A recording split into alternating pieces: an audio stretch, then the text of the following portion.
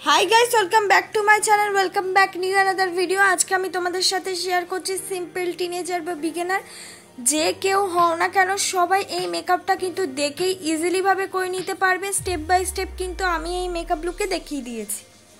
ফার্স্টেই আমি অ্যাপ্লাই করে নিচ্ছি হলো মেকআপের আগে টোনার ইউজ করা কিন্তু খুবই জরুরি। আমি একটা রোজ হার্বাল টোনার ইউজ করলাম।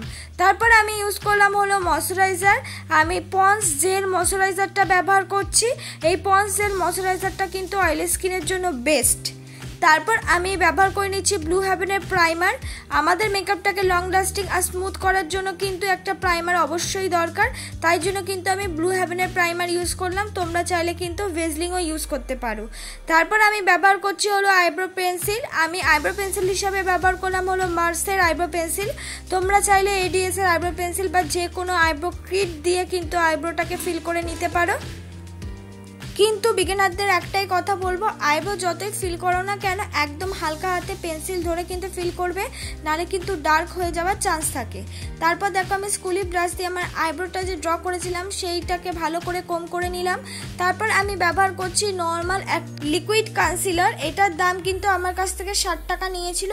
তোমরা নিজেদের পছন্দ মতন কনসিলার বা সুইস বিউটির কনসিলার কিন্তু ইউজ করতে পারো। আর যেহেতু আমার আইব্রোটা কিন্তু করা নেই, তাই জন্য বিগিনারদেরও অনেক সময় কিন্তু আইব্রো করা থাকে না।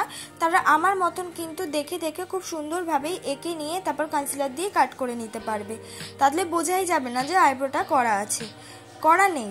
তারপর দেখো আমি কিন্তু বিউটি ব্লেন্ডার দিয়ে যে কনসিলারটা ড্র করেছিলাম সেই কনসিলারটা কিন্তু আমি ব্লেন্ড করে নিচ্ছি। আর এই কনসিলারটা কিন্তু অনেক কটা শেড তোমরা দোকানে অ্যাভেলেবেল পেয়ে যাবে, আর খুব কম রেঞ্জের মধ্যেই কিন্তু অ্যাভেলেবেল পেয়ে যাবে।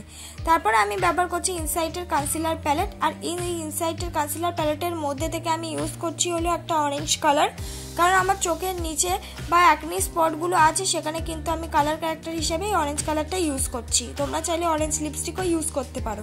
তারপর কিন্তু বিউটি ব্লেন্ডার দিয়ে একদম হালকা হাতে ব্লেন্ড করে নিচ্ছি। খুব জোরে কিন্তু ব্লেন্ড করব না, একদম হালকা হাতে কিন্তু ব্লেন্ড করে নেব। ভালো করে ব্লেন্ড করে নেওয়ার পর আমি আবার ব্যবহার করছি ইনসাইটের কনসিলার। যেহেতু আমরা একটা কালার ক্যারেক্টার ইউজ করেছি, তার উপরে একটা কনসিলার ইউজ করা খুবই জরুরি, আর একটু হাই কভারেজ কনসিলার ইউজ করাই জরুরি। তাই জন্য কিন্তু আমি ইনসাইটের কনসিলারটা ইউজ করলাম।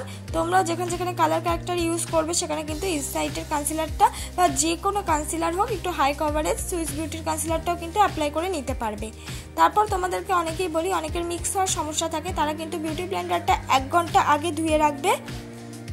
জলটা অনেকটা পরিমাণ টেনে নিলে তারপরেই কিন্তু তোমরা সেই বিউটি ব্লেন্ডারটা কিন্তু ইউজ করে নিতে পারবে। আমি মুখে ইউজ করলাম হলো পন্ডস বিবি ক্রিম।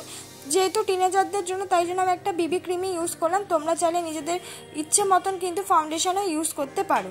তারপর দেখো ইউজ করে নিয়ে তারপর আমি বিউটি ব্লেন্ডার দিয়ে ভালো করে ব্লেন্ড করে নিচ্ছি। আর তোমরা যারা মনে করো যে ভালো করে মিক্সড হচ্ছে না কেন যে কোনো ফাউন্ডেশন বা বিবি ক্রিম, তাহলে অবশ্যই কিন্তু মুখে ফেশিয়াল হেয়ারটা রিমুভ করে নিতে হবে। ফেশিয়াল হেয়ার রিমুভ করার জন্য কিন্তু ছোট ছোট রেজার পাওয়া যায়, ওগুলো কিন্তু 50 রুপিসের আন্ডারে তোমরা অ্যাভেলেবেল পেয়ে যাবে। তোমরা কিন্তু সেগুলো দিয়ে ফেশিয়াল হেয়ার রিমুভ করে নিতে পারো। যারা ছোট আছে তারা কিন্তু অবশ্যই বড়দের সাহায্য নিয়ে তারপর ফেশিয়াল হেয়ারটা কিন্তু রিমুভ করবে।